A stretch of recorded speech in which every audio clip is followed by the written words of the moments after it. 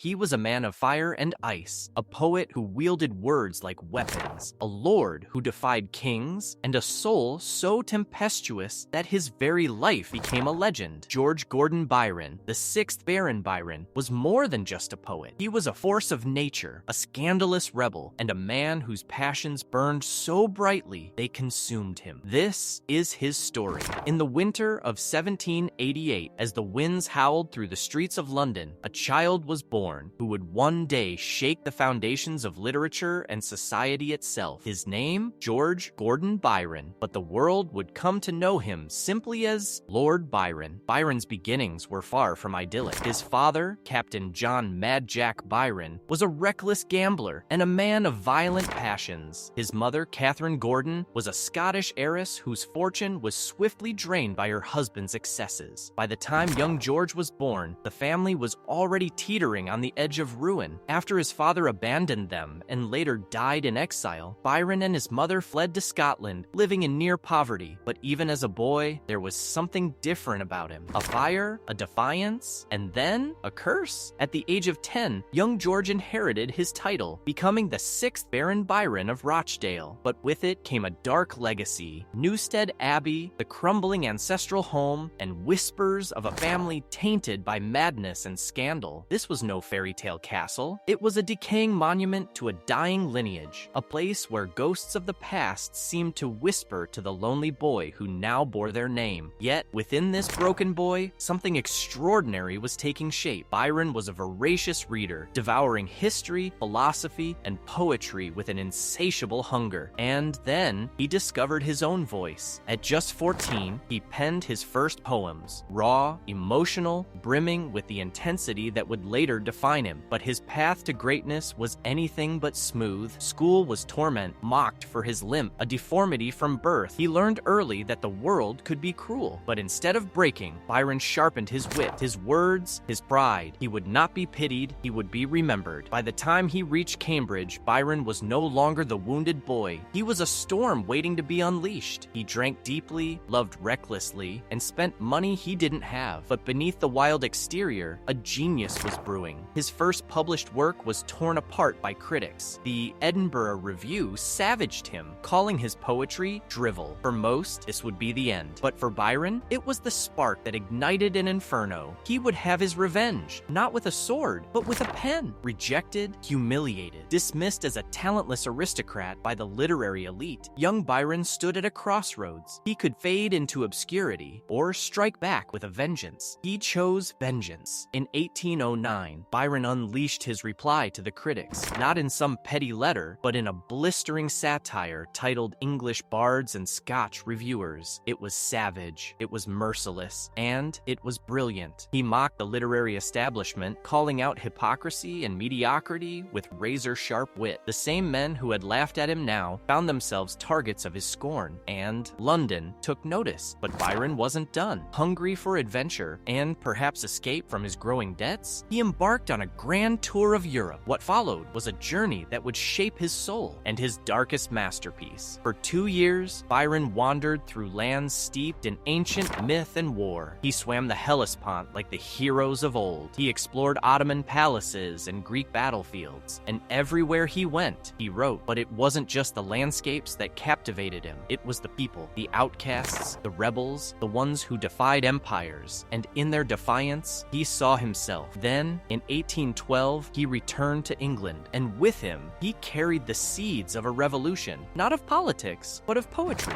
When Childe Harold was published, it was as if lightning had struck London. Readers were spellbound. Here was a hero unlike any before, a brooding, world-weary traveler, tormented by his past and his passions. A hero who was, in every way, Byron himself. Overnight, Byron became the most famous man in England. Women threw themselves at him. Men envied him. And the aristocracy? They couldn't decide whether to applaud him or exile him. But fame came at a price. Byron's private life became public spectacle. His affairs were whispered about in ballrooms and printed in scandal sheets. And none was more infamous than his doomed love for Lady Caroline Lamb. Their passion was volcanic, obsessive, destructive, and utterly unsustainable. When Byron finally broke free, Caroline's vengeance was as public as it was devastating. But worse was yet to come. Rumors began began to swirl. Whispers of an even darker secret, something so unthinkable that even Byron's fame couldn't shield him from the storm about to break. And when it did, it would force him to flee England forever. April 1816. Under cover of darkness, England's most celebrated poet became its most notorious exile. The scandal that drove Lord Byron from his homeland was so explosive, even his fame couldn't withstand it. But this wasn't an ending. It was the beginning of his most extraordinary chapter. The rumors had started as whispers, vague insinuations about Byron's relationship with his half-sister Augusta. But when his estranged wife, Annabella, made her accusations public, polite society turned on him like a pack of wolves. The same London that had worshipped his rebellious spirit now clutched its pearls in horror. The hypocrisy was breathtaking. Many aristocrats had similar skeletons in their closets, but Byron's mistake was being too bold, too unapologetic. That summer at Villa Diodati, history's most consequential ghost story competition began. "We will each write a tale of the supernatural," Byron proposed as the storm raged outside. From this single evening would emerge two monsters that still haunt us today. While Mary conceived Frankenstein's creature, Byron's fragment inspired Polidori's The Vampyre, the first sophisticated vampire story in English literature. The modern Gothic tradition was born in that Swiss villa, drenched in rain and revolutionary ideas. In Italy, Byron found his true self. Here, he wrote his masterpiece, Don Juan, swam daily in the canals, and took part in the secret gondola serenades of Venetian lovers. But beneath the surface, Byron was playing a dangerous new role, revolutionary. He joined the underground Carbonari movement, plotting to overthrow Austrian rule, storing weapons in his home, and funding insurgents with his literary earnings. When authorities raided his Ravenna residence, they found enough artillery for a small army. The poet who had once dazzled London drawing rooms was now a marked man in Italy. Amidst the revolution brewing, Byron found unexpected solace with Teresa Guiccioli, a young countess trapped in a loveless marriage. Their affair became the great mature passion of his life, but even this happiness carried the seeds of tragedy. As political tensions reached fever pitch, Teresa's family faced brutal reprisals from the authorities. Byron stood at a crossroads: continue his comfortable life as an expatriate poet, or risk everything for a cause not his own. The decision he would make next would cement his legend forever, but at what cost? July 1823. A warship cuts through the Aegean waves, its decks crammed with guns and medical supplies. At the rail stands the most unlikely revolutionary in history, a pampered English lord who had spent his life running from responsibility. Now, George Gordon Byron was sailing straight into war and his destiny. When Byron received word of Greece's uprising against Ottoman rule, something in his soul caught fire. Here was a chance to fight for the land of Homer and Achilles, to transform himself from scandalous libertine into a hero worthy of history. He didn't just donate funds, he mortgaged his beloved Newstead Abbey, purchased artillery, chartered ships, and then, against all advice, the man who had once fled England in disgrace now boarded the Hercules to join the fight himself. The Greeks didn't know what to make of this pale Englishman who quoted Homer while distributing rifles, but Byron threw himself into soldiering with mad enthusiasm, learning artillery drills, planning attacks, even adopting an orphan Turkish girl he rescued from slavery.